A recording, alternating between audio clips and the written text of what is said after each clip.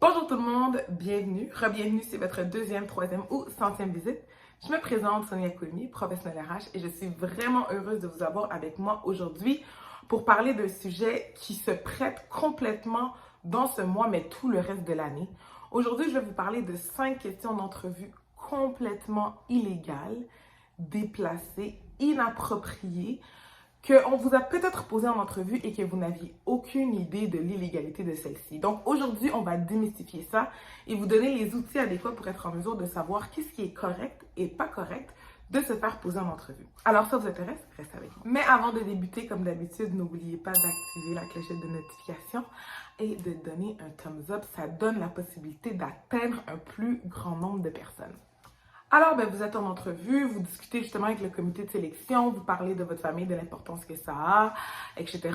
Et là, une personne du comité vous glisse, vous demande « Ah super, justement, par rapport à ça, est-ce que vous prévoyez agrandir votre famille dans les prochains mois? » Ou de manière plus directe, elle aurait pu vous demander « Est-ce que vous prévoyez tomber enceinte dans les prochains mois ou que votre conjointe ou votre partenaire va procréer au cours des prochains mois? » Complètement illégal.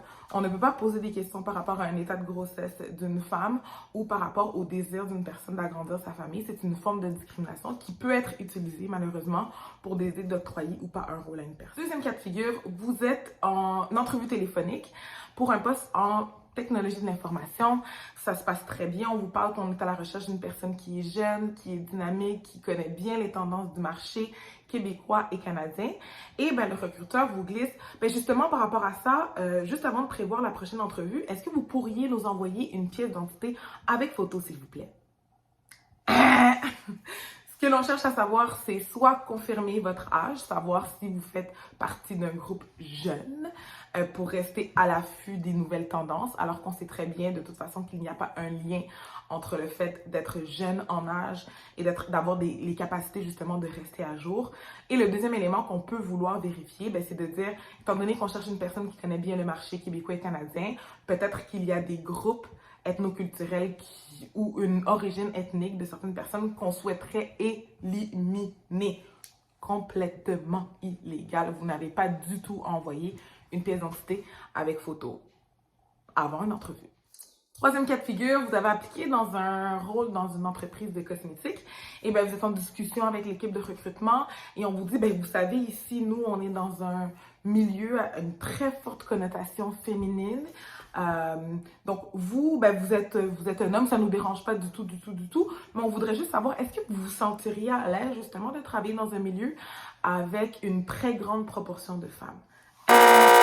Complètement illégal. On ne peut pas discriminer une personne ou la favoriser à cause de son sexe. Illégal. Quatrième cas de figure, on vous parle justement, dans le rôle que vous allez occuper, c'est important d'être le plus neutre possible. On ne tolère pas de signes religieux apparents, mais vous, de toute façon, vous êtes laïque, discrimination fondée sur l'appartenance religieuse. On ne peut pas vous demander quelle est votre appartenance religieuse. Il n'y a aucun lien entre votre appartenance et votre capacité à occuper une fonction ou un rôle.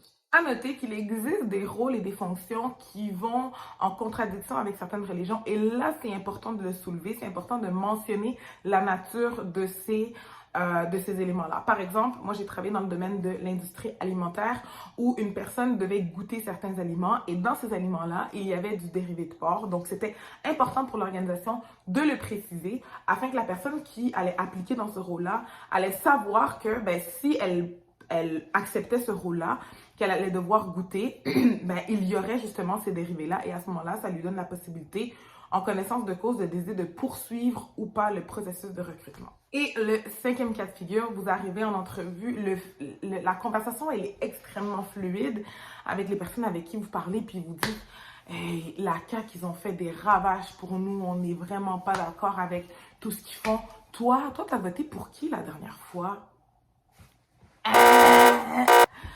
Nos appartenances ou notre appartenance politique, nos croyances politiques, nos préférences politiques n'ont encore une fois rien à voir avec nos capacités, nos habiletés à mener à bien un rôle. C'est une source de discrimination et vous n'êtes pas du tout dans l'obligation de répondre. C'est illégal de poser ce type de questions. Maintenant, quoi faire si on vous a posé une question qui était illégale et que vous y avez répondu, ou qu'on vous a posé une question qui était illégale et que vous n'avez pas répondu, et qu'à cause de ces réponses-là, vous n'avez pas été sélectionné pour un rôle, vous savez fondamentalement, vous croyez fondamentalement avoir été discriminé et que ça a eu un impact sur le résultat de ce processus de recrutement-là. Sachez que vous pouvez déposer une plainte à la CNSST. Ils vont recevoir cette plainte-là, ils vont traiter cette plainte-là et entreront en contact directement avec l'employeur pour avoir ces détails-là. Ça fait partie de nos droits. Vous avez même la responsabilité de vous battre pour ces droits-là. Si jamais vous avez des questions, parce que je sais que c'est complexe, ça peut faire peur, ça peut être extrêmement intimidant, n'hésitez pas du tout à m'écrire, je suis là pour ça. J'espère que cette capsule vous a justement aidé à démystifier un peu quels sont les types de questions qui sont illégales de poser en entrevue et ça va vous permettre d'être mieux outillé justement pour aller dans un prochain processus en connaissance de cause et finalement atterrir, avoir le rôle que vous méritez. Sur ce, je vous souhaite une excellente journée et à très bientôt!